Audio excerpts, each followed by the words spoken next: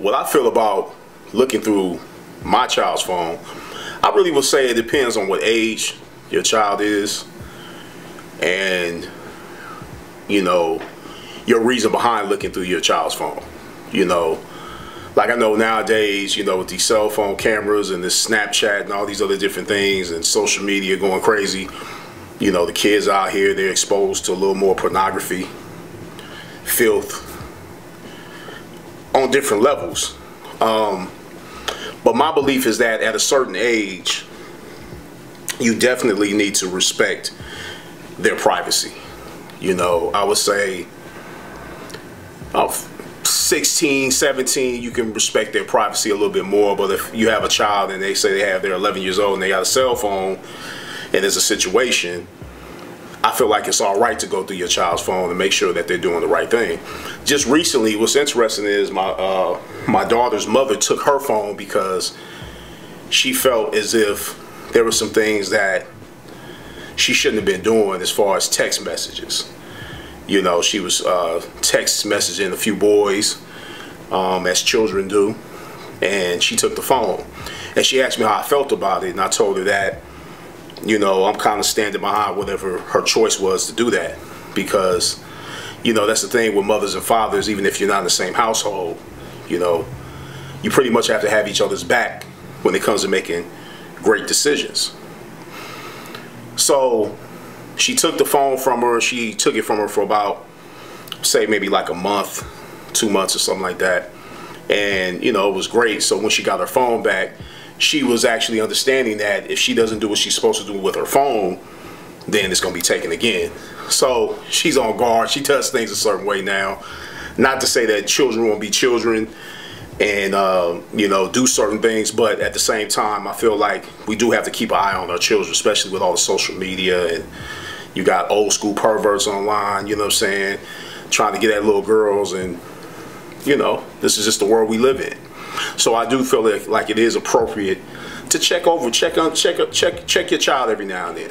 You know, there's nothing wrong with maybe sometimes unzipping that book bag. You know, it's nothing wrong with popping up at the school. These are things that I believe in. I believe that, see, when we check up on our children, we probably can catch them in the act or stop something from taking place that can hurt them or hurt someone else. So imagine if the parents years ago when Columbine went down got in their child's business a little bit more, and those were teenagers. That would have saved a lot of lives if they would have gotten their business. But a lot of times as parents,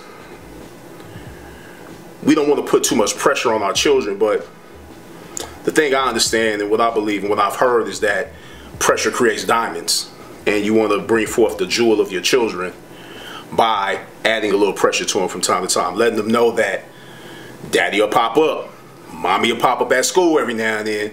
Make sure you're doing what you're supposed to do. I had one of those moms, you know what I'm saying? If I wasn't really acting right and my mother heard about it, she would pop up at the school. Embarrassing. You know what I'm saying? Not that she'd come and start slapping me upside the head or nothing, but it was just to understand that her presence was felt, that she meant business. And that's the type of parents we have to be. We have to be parents that let our children know that we mean business. Because children don't really do what you tell them to do. They do what they see. So it's damn hard to tell a child to not use drugs and you drug it. Don't drink and you drink it. I know it sounds kind of like, oh, well, they should just listen to you as parents, but you have to show self-control to get control. You see, you have to understand that one rule that I've learned. And I have 6 children. I never have to hit my children. I don't have to yell at my children. But I show so much of a smile on a regular basis and so much approval to where when I disapprove of anything they do, they damn near start crying on the spot because I disapprove of what they're doing. And they get themselves in check. And I do more communication with them. I talk to them a lot. I talk to my children, but more than talking to them, I listen to them. You know, because I feel like listening is more important than talking in a lot of scenarios. And so I feel like my jewel for parents out there is make sure you listen to your children. Pay attention to them. Watch for body language. Every now and then, check behind them. Make sure they're doing what they're supposed to do. Because as parents, we're put here to guide our children. We're not put here to have them and then just let them roam around and figure it out for themselves. Sure, they're going to figure things out for themselves. But the most important thing you can do as a parent is to guide your child. How will the tree grow if it didn't have those stilts on the side of it to make it grow straight out of the ground? If it didn't have those stilts, it will grow every which way, all over the place. And that's the way children grow up nowadays. A lot of parents are not in their child's life, really. They're at home with them, but they're not in their life. They're not listening to them. They're not having conversations with them. They're not asking them how their day was. Tell me about your day. I'm talking about genuinely being in your child's life is the most important thing any parent can do. Like I said, check after them. Pay attention to them. This is Kenyatta with Hip Hop Motivation. Hope this helped you. We got more to come. Peace and blessings. Yo, this is Kenyatta with Hip Hop Motivation. First of all, I want to tell everybody out there, thank you for liking, commenting, and subscribing to our YouTube page. And if you haven't liked, commented, or subscribed to our YouTube page, make sure you do so. Stay in tune. We have a lot more to come. Peace.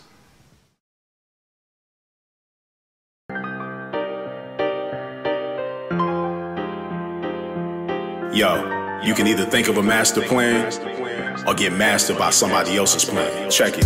As a barber, one of the most important life lessons I learned is to never do anything without seeing the ending result first. Before I understood the value of seeing results, I used to waste a lot of time sometimes doing double work because I didn't have a vision of where I was going. Then I started taking consultations more serious by not even turning on my clippers until I had a clear understanding of the result my client was planning to see. And in turn, it became easier to achieve the style they wanted to see in half the time. Real talk, the most successful barbers and beauticians are the ones that see the ending results before they start any service. Write this down. Before making any moves, know where you're going. Deciding from thoughts of being sick and tired of something, starting something, or admiring something can be the emotions that fuel change. Because write this down. Emotion leads to passion, passion leads to action, and action leads to results. Word up. Question: what's the #1 killer of dreams? If you said fear, you're wrong. Fear is on the list, but it's not the #1 killer. The #1 killer of dreams is comfort. The comfort of a good paying job or in an active relationship can seduce us for many years into the rhythm of accepting things without making any moves to change, further numbing us into a state of zombie-like passiveness. Write this down. Passiveness will cause your dreams to pass you by.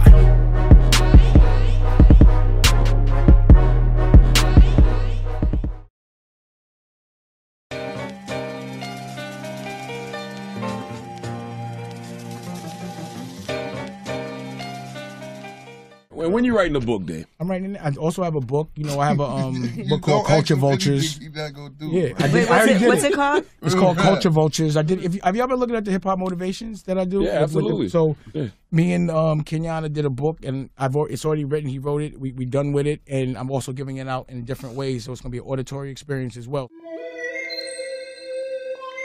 This is serious. The fashion game. Culture Vultures, the book.